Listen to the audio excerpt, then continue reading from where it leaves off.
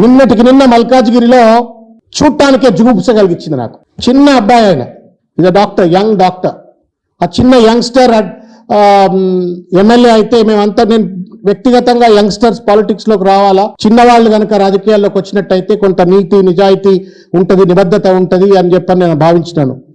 ఆయన MLA police station బయటనో ఎక్కడనో road మీద తన రౌడీ సైన్యంతో పోతాడు, బ్యానెట్ మీద కూర్చుంటాడు. రేవంత్ రెడ్డి అనుచరుడు అయినటువంటి ఒక శాసనసభ్యుడు మల్కాజ్గిరిలో బ్యానెట్ పైన కూర్చొని సిఐ ట్రాన్ పిలుస్తున్నాడు. నాకు తెలిసి ఒకానొక సందర్భంలో తెలంగాణ పోలీసులు మంచి మంచి పటేల్ పట్వారీలు అయినటువంటి ఒక శాసనసభ్యులు కూడా, పార్లమెంటు సభ్యులు కూడా ఒక సబ్ ఇన్స్పెక్టర్కి ఫోన్ చేయాలంటే వెనక ముందు ఆలోచించేటువంటి వాళ్ళు.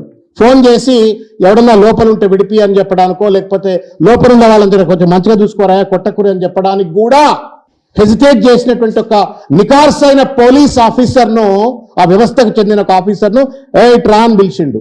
బ్యానెట్ దిగుతలేడు. సిఐ అక్కడే ఉన్నాడు. నువ్వు పీడీ యాక్ట్ పెట్టు, నువ్వు టాడా పెట్టు, పీడీ యాక్ట్ పెట్టు, అరెస్ట్ చేయి, ప్రివెంటివ్ డిటెన్షన్ చేయని చెప్పని ఫత్వా జారీ చేస్తాడు.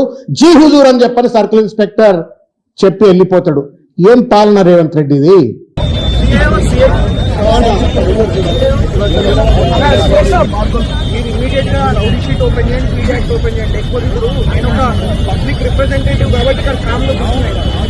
లేకపోతే వేరేలా ఉంటుంది. మీరు మాత్రం స్ట్రిక్ట్ యాక్షన్ తీసుకోవాలి కొడుకుల మీద. మైండ్ ఓవర్ చేయండి,